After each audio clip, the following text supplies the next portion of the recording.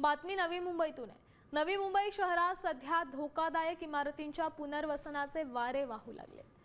सर्वसामान्य लोकांना मोठी घरं मिळावीत यासाठी सरकारने क्लस्टर सारख्या योजना लागू केल्यात। मात्र क्लस्टर योजनेचा खरा फायदा हा बिल्डर्सला होतोय।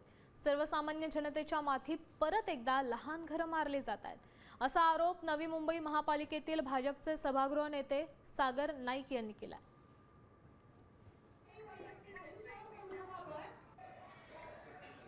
देत होते तर त्यांच्या चेहऱ्याच्या हावावरून वाटत होतं की त्यांना पण देखील ते पटत नाही, पण शासनाच्या विरुद्ध ते भूमिका घेऊ शकत नाही। शासनाने या बाबतीत विचार करायला हवा होता की आपल्या शहराचं भवितव्य आपण केलं नाही पाहिजे।